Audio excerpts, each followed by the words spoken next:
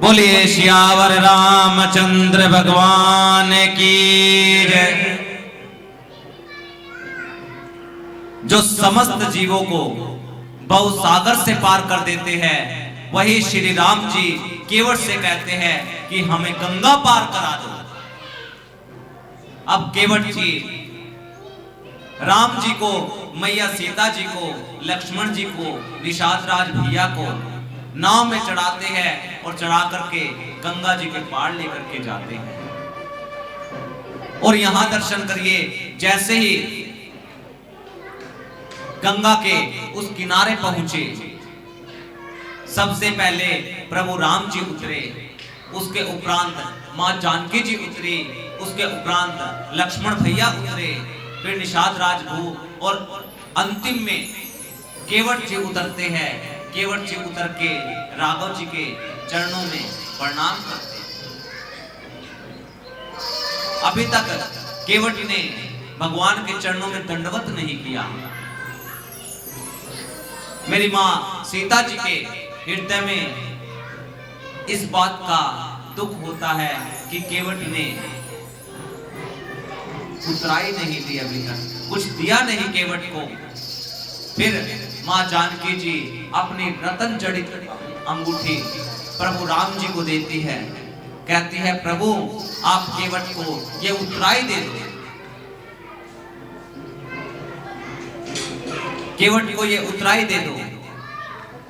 परंतु केवट को जैसे ही प्रभु राम जी उतराई देते हैं, केवट ने मना किया कि प्रभु नहीं लूंगा। लक्ष्मण भैया ने भी आग्रह किया कि ले लीजिए, केवट ने मना किया, नहीं मैं बिल्कुल भी नहीं लूंगा।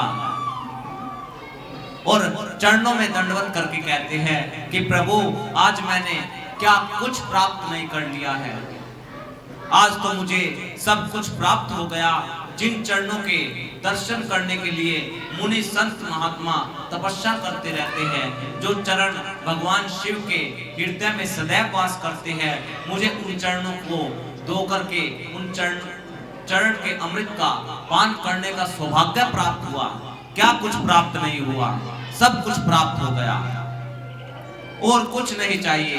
तब भगवान श्री राम जी केवट को अपनी परम भक्ति का वरदान देकर के विदा करते हैं।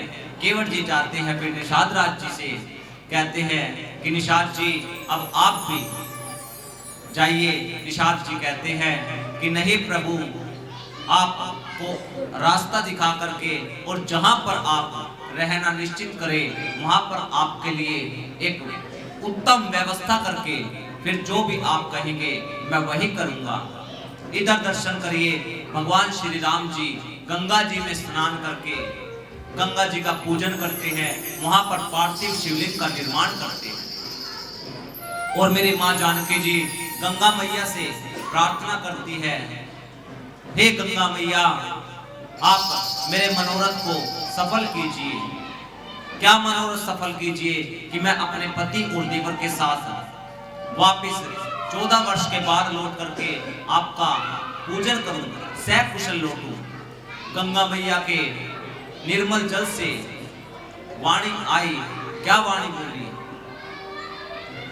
कि हे श्री राम जी की प्रियतमा जानकी, आपने तो मुझसे अपना मनोरथ कह करके मेरे ऊपर उपकार ही किया है, परंतु फिर भी मैं आपको आशीर्वाद देती हूँ कि तुम अपने प्राण प्रिय राम जी और अपने देवर लक्ष्मण जी के साथ कुशलता से ही यहाँ पर पहुंचोगी, अयोध्या में जाओगी। मां गंगा जी के आशीर्वाद भरे वचन सुनकर के मां जानकी जी मन में प्रसन्न होती है। इसके उपरांत राघव जी, मां जानकी जी और लक्ष्मण भैया चल देते हैं। निषाद राज जी भी साथ है। कहां गए? तीर्थराज प्रयाग में। तीर्थराज प्रयाग पहुंचे, भरद्वाज मुनि के आश्रम में गए। भरद्वाज मुनि को पता लगा राम जी आए हैं, चरणों में दंडवत किया, परंतु भरद्वाज मुनि ने राम जी को हृदय से लगाया और उस रात्रि भरद्वाज मुनि के आश्रम में ही विश्राम भया। अनेकों प्रकार की दिव्य वार्ता भई।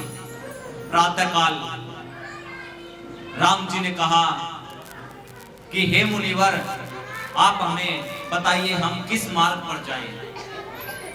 भरद्वाज मुनि कहते हैं, आप जिस भी मार्ग पे जाएंगे वही मार्ग सुगम हो जाएगा। आप दुनिया को मार्ग दिखाने वाले हो, आप हमसे मार्ग पूछते हो। आप जिस भी मार्ग पे जाए वही मार्ग सुगम हो जाएगा।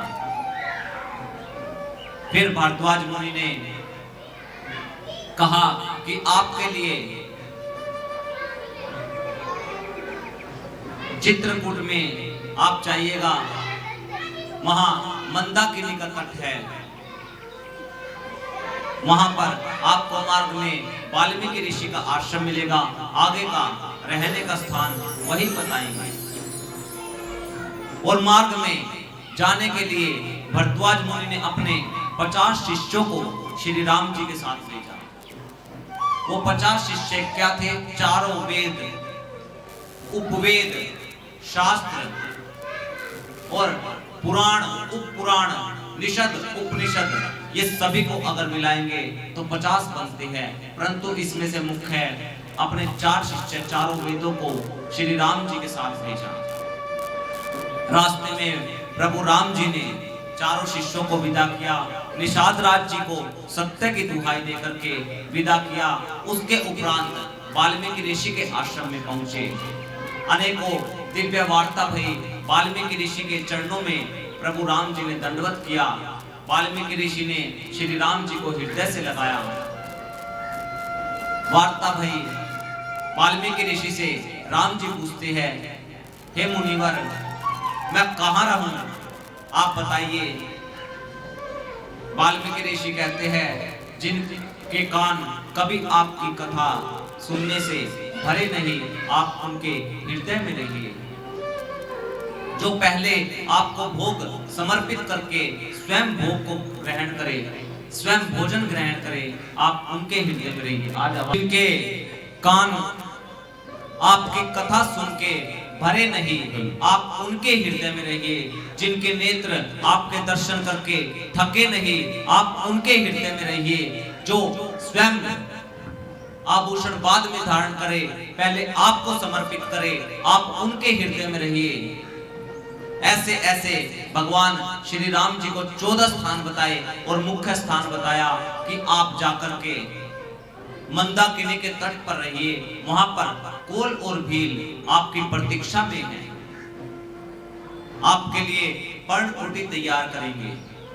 अब राम जी वाल्मीकि ऋषि के चरणों में प्रणाम करके विदा लेते हैं और पहुंचते हैं चित्रकूट मंदाकिनी के तट पर।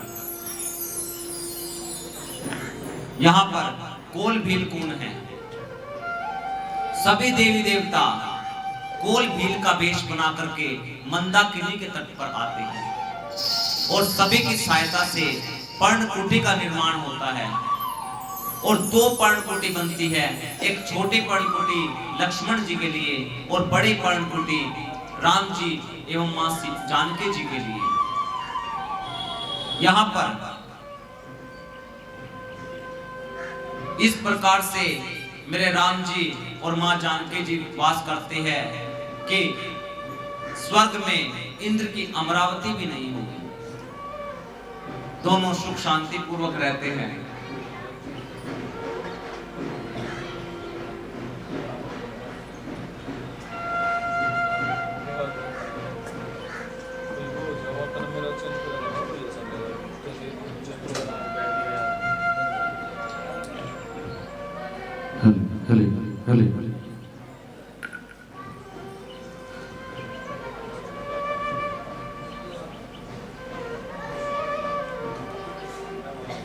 जय सीताराम, जय सीताराम।